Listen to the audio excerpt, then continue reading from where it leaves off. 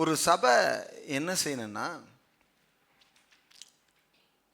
அந்த சபையானது இயேசு கிறிஸ்துவை வெளிப்படுத்துகிற ஒரு சபை. சபை சும்மா இருக்கிறோம், ஏதோ கூடுறோம், ஏதோ காணிக்கை கொடுக்குறோம், அப்படி கிடையாது. இது ஒரு பெரிய நெட்வொர்க்கு. இன்னும் கேட்டிங்கன்னா, சபை என்பது ஒரு குடும்பம். இங்கே சிலருக்கு பல உறவுகள் தேவைப்படுது, சில உதவிகள் தேவைப்படுது. அதுக்காக தேவன் சபையை வைத்திருக்கிறார். சபை எதுக்குன்னா, பலவீனங்களில் உதவி செய்வதற்கு. சபை எதுக்குன்னா, ஒருத்தரை கட்டி எழுப்புவது சபையுடைய நோக்கம். எல்லாருக்கும் ஒரு சபை இருக்கணும். அது எந்த சபைக்கு போனாலும் பரவாயில்ல.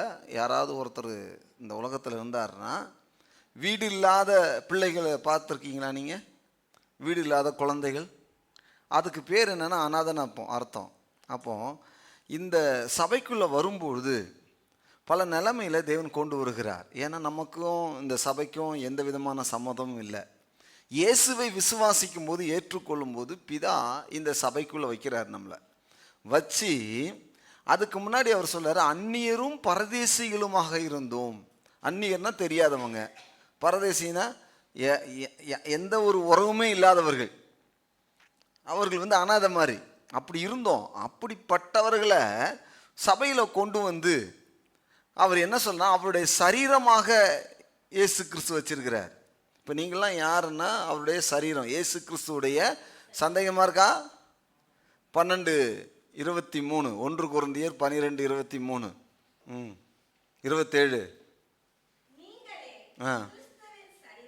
நீங்களே கிறிஸ்துவின் சரீரமாயும் தனித்தனியே அவயங்களுமாக இருக்கிறீர்கள். நீங்கள் கிறிஸ்துவின் சரீரம். இயேசுவை ஏற்றுக்கொள்ளும் போது எப்போ ஏற்றுக்கொள்ளும், அப்போது கிறிஸ்துவின் சரீரம், கிறிஸ்துவின் அவயமாக. ஒருத்தருக்கு இந்த கிறிஸ்துவின் அவயத்துக்குள்ளே வந்துட்டோன்னா இது தேவனுடைய ராஜ்யம் என்று சொல்லுகிறார். சபை என்பது பெருசோ சின்னதோ அது பிரச்சனை கிடையாது.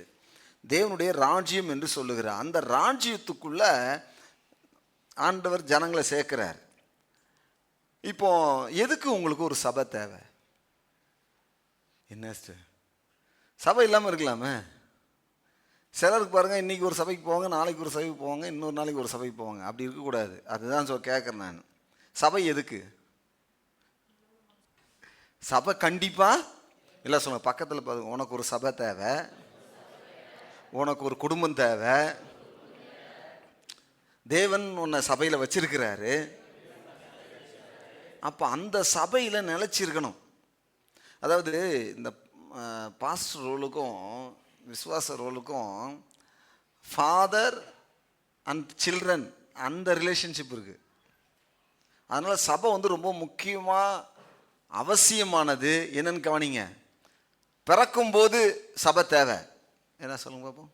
அது ஃபிசிக்கலாக பிறந்தாலும் சரி அல்லது ஸ்பிரிச்சுவலாக பிறந்தாலும் சரி, ஒரு குழந்தை பிறக்குதுன்னா சபை தேவை. ஏன்னா அந்த பிள்ளைய தேவனுக்கு ஒப்பு கொடுப்பதற்கும் பிரதிஷ்டை பண்ணுறதுக்கும் பேர் வைக்கிறதுக்கும் அந்த பிள்ளைய சரியாக வளர்க்கும்படி சொல்கிறதுக்கும் ஒரு சபை தேவை. கல்யாணத்துக்கு சபை தேவை. எல்லாம் சத்தமாக சொல்லுங்களேன். ஏன் தேவை? நாங்கள் தான் போய் கல்யாணம் பண்ணிக்கிறோம், தாலி கட்டினா முடிஞ்சு போச்சு.